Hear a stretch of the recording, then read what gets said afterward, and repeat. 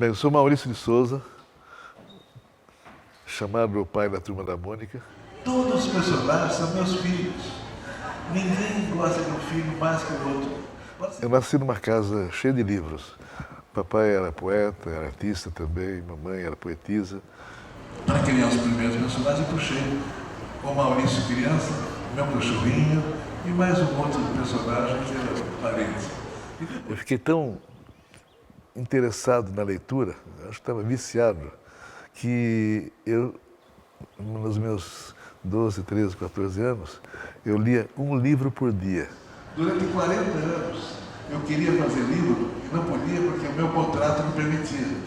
A literatura, ou a leitura, me ensinou tudo o que eu precisava para depois criar histórias em quadrinhos. As crianças estavam perguntando agora há pouco para mim, por que o Cebolinha tem sapato e a Mônica não? Eu não queria fazer uma história para adulto. Eu queria fazer uma história que todo mundo lesse, inclusive as crianças. Mas eu não sou de desistir.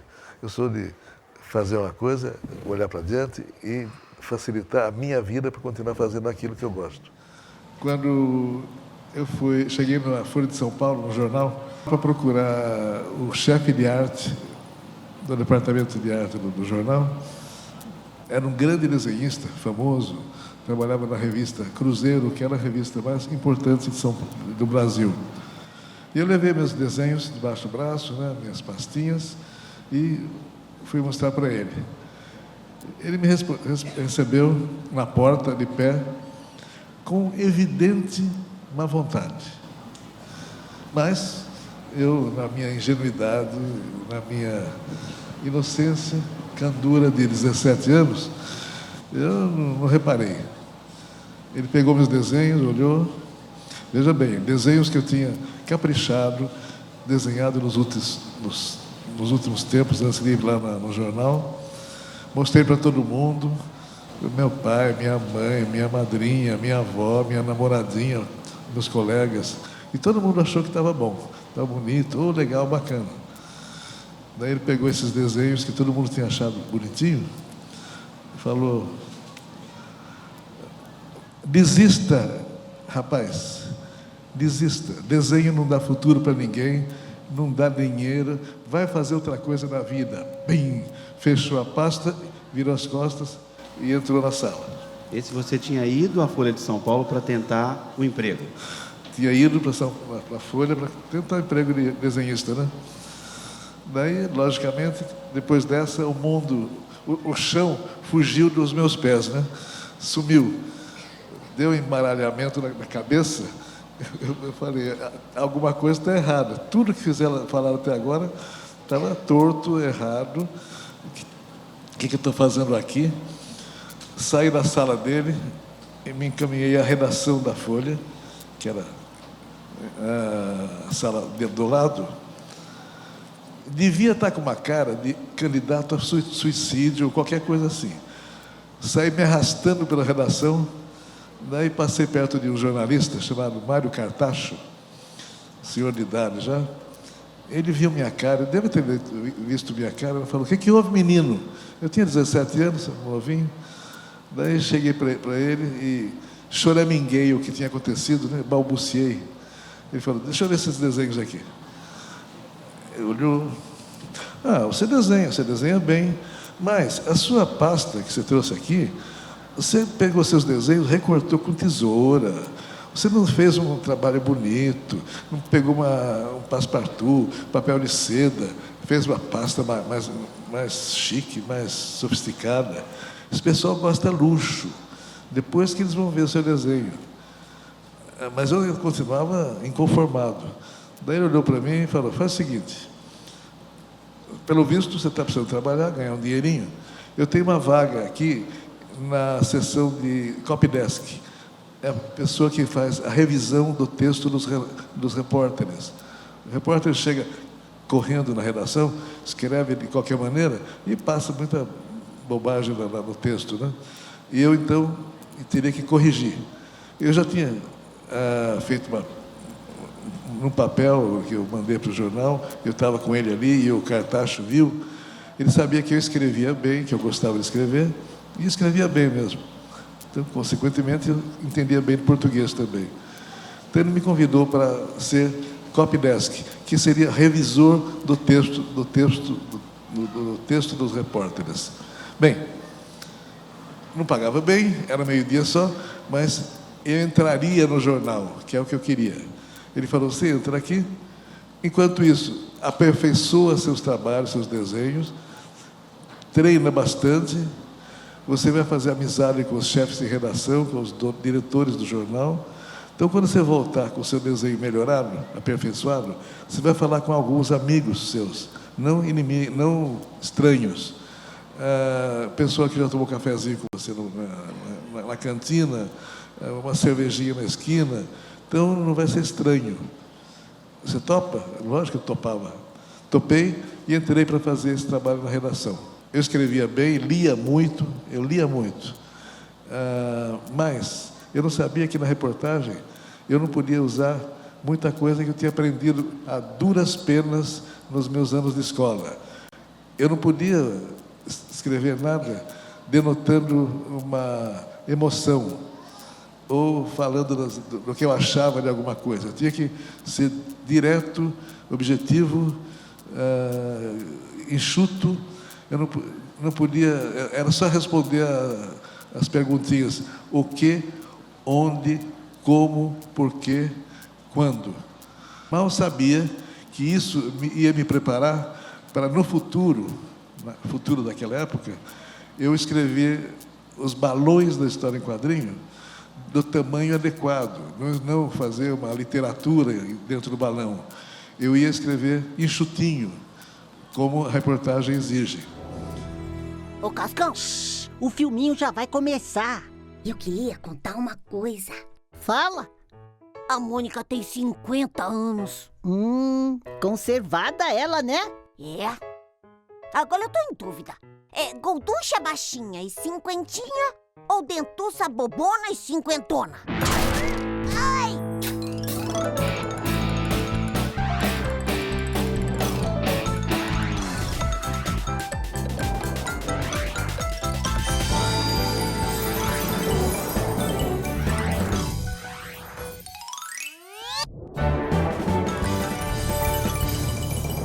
E você ainda não aprendeu, né, velho? Velho é avó! Desde cedo, comecei a rabiscar, querer desenhar, e fui ajudado por um gibi antigo, velho, que encontrei na rua. Não foi meu pai que deu o primeiro. Encontrei na rua, um gibi velho, sem capa, sem nada. Olhei aquilo, fiquei maravilhado. Falei, meu Deus, levei para casa, pedi para minha mãe ler para minhas historinhas.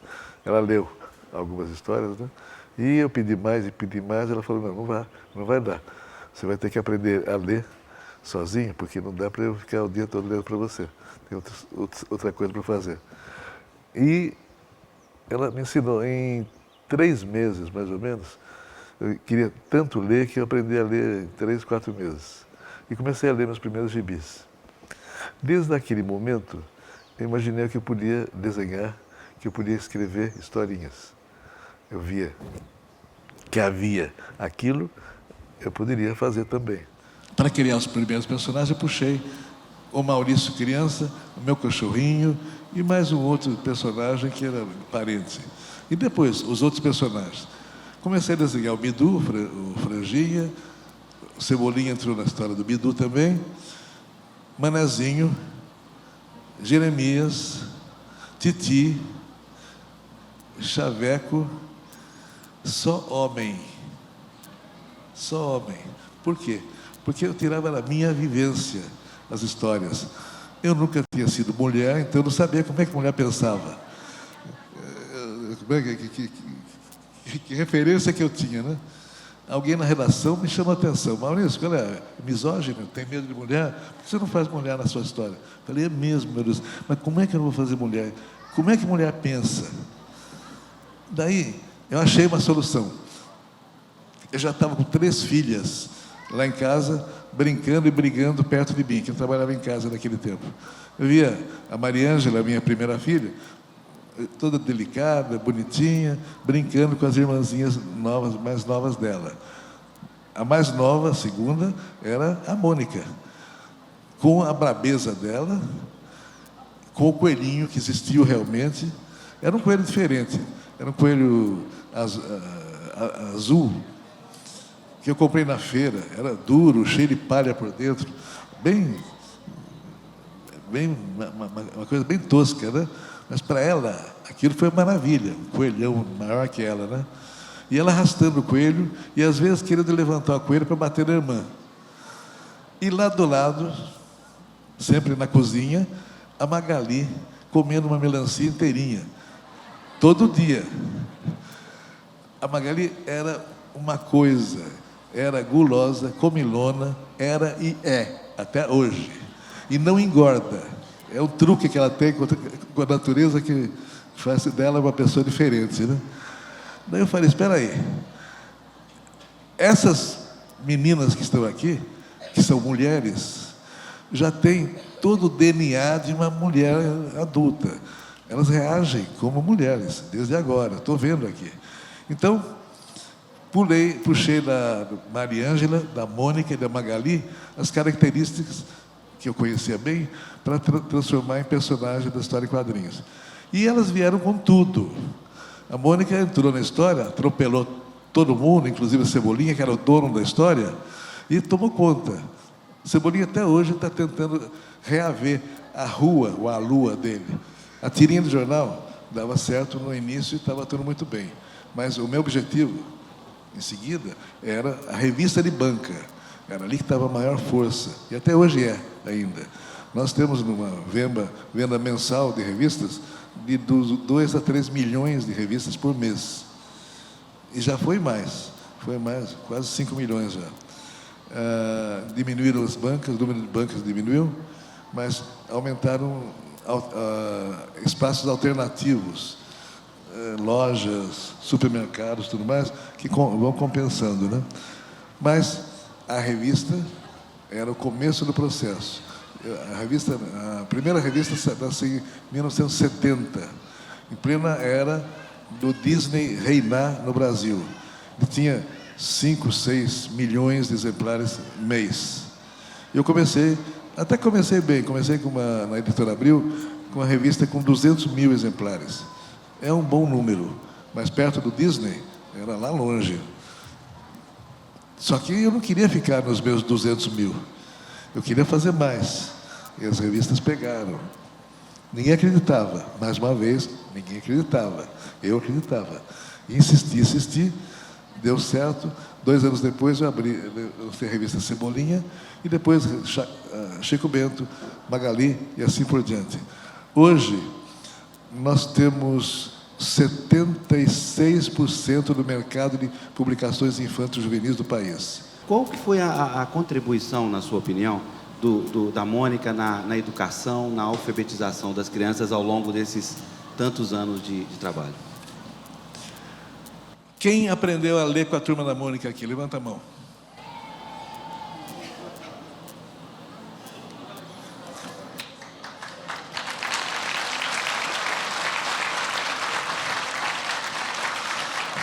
Isso acontece em todas as reuniões que eu faço. Provavelmente a revista da Mônica é a mais poderosa, mais forte cartilha não oficial de alfabetização do país. E isso vale para o resto do mundo. Muitas escolas, universidades estrangeiras pegam as nossas revistas para ensinar português no Japão, na Alemanha, na Rússia. Então, nós estamos... O fato de nós termos nas histórias muito simples, são facilmente entendidas, um português também bem coloquial, o português que vocês falam em casa, não é nada mais sofisticado. Às vezes, quando eu escrevia história, hoje tem uma equipe escrevendo, eu lia o que eu escrevia e ia tirando expressões, palavras um pouco mais difíceis, mais sofisticadas, para a leitura ser mais livre e sem obstáculo possível. Criamos um sistema de alfabetização diferente.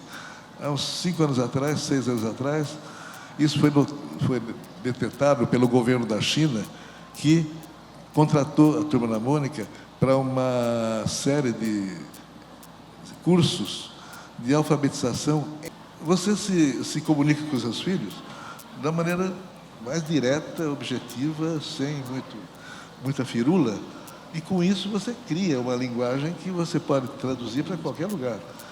É só seguir dessa maneira e vai embora. Nas minhas histórias, às vezes entra um personagem que fala um pouquinho mais difícil. Então, ele precisa falar daquela maneira para que haja uma realidade, um realismo, né? Mas, normalmente, como os personagens, a maioria dos personagens fortes são crianças, nenhuma criança fala enrolado, fala difícil. Então, com isso, nós não descobrimos. A gente topou uma maneira de comunicação, uma forma de comunicação que todo mundo entende. Hoje eu digo para os meus roteiristas, são 23, 24 atualmente, para que eles tentem vivenciar, estar sempre por perto de crianças, e se eles têm dúvida se o português, ou a linguagem que estão usando ali, vai funcionar, para eles procurarem crianças de 14 anos. A linguagem universal, hoje, é da criança, do menina de 14 anos, bem informado, que já entrou na internet, já está lendo, tem uma boa escola. Se você usar essa linguagem, você vai falar para o mundo. Se você subir mais um pouquinho, você já deixa de lado certas camadas da população que ou são mais sofisticadas ou não entendem bem uma coisa mais simples. O tempo existe? Existe. O tempo é maravilhoso. O tempo é uma arena sem fim para você usar como você quiser e como você souber e como você resolver usar. Então, o tempo existe, mas não deve ser uma coisa que cerceie, que segure.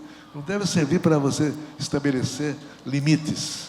Então, o tempo existe para a gente usar, esparramar na frente da gente, se esparramar em cima dele e você viver para ele. Porque é a coisa mais preciosa que nós temos hoje. Eu acho que o tempo, para mim, é a coisa mais preciosa que existe. É dentro dele que eu faço tudo que eu sei fazer, que eu quero aprender e que eu quero gozar da vida. E os 80 anos não passaram. Quantos? 60, desculpa. Para mim, a idade oficial da gente, é alguma coisa que é como se tivesse um automóvel, um carro, ela vai passando, vai passando, e você vai ganhando velocidade, ganhando espaço, vai chegando mais adiante, e enquanto você tiver uma boa estrada, um bom carro, saudável, você está ganhando sempre. Vai chegar o dia que você para o carro, né?